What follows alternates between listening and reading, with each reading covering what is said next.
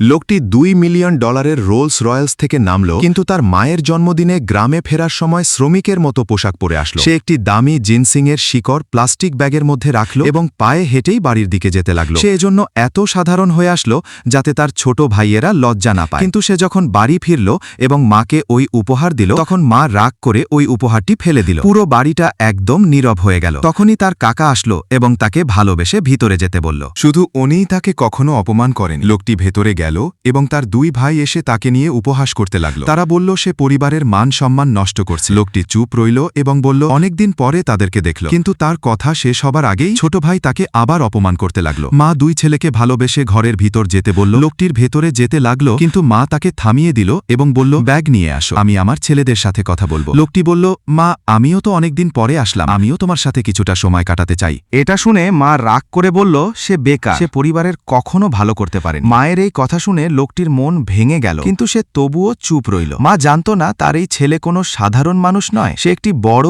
Business সাম্রাজ্যের মালিক এবং তার 3 মেয়েও অনেক সফল। বড় মেয়ে একটা পাবলিক কোম্পানির সিইও, মেজো মেয়ে ইন্টারন্যাশনাল র্যালি চ্যাম্পিয়ন এবং ছোট মেয়ে একজন ন্যাশনাল ফিল্ম স্টার। 3 মেয়ে আগে থেকেই প্ল্যান করে রেখেছিল ছুটিতে বাবাকে নিয়ে গ্রামে আসবে, কিন্তু তারা জানতে পারল বাবা আগেই দাদুর জন্মদিন পালন করতে বাড়িতে চলে গেছে। 3 জন তাড়াতাড়ি গ্রামে চলে আসে বাবাকে খুঁজতে। এদিকে বাবা মায়ের দেওয়া কাজ করছিল। এদিকে চাচা তাকে একটা কোনায় নিয়ে বলে সে হয়তো মাকে ভালো গিফট দিতে পারেনি, সেজন্য সে তাকে একটি গিফট দিতে চায়। তখন লোকটি বলে সে যে জিনসিংটা এনেছে তার দাম কোটি টাকা, কিন্তু সে শুধু প্যাকিং বদলেছে যাতে ভাইয়েরা লজ্জা না পায়। চাচা ভেবেছিল সে একটু অহংকারী, তাই গিফটটা নিতে চাচ্ছে না, তাই সে একটু জোর করে গিফটটা তাকে দিয়ে দেয়। কিন্তু ছোট ভাই এটা দেখে ফেলে। ভাই তখন সবাইকে ডাকে বড় ভাইকে ছোট দেখানোর জন্য।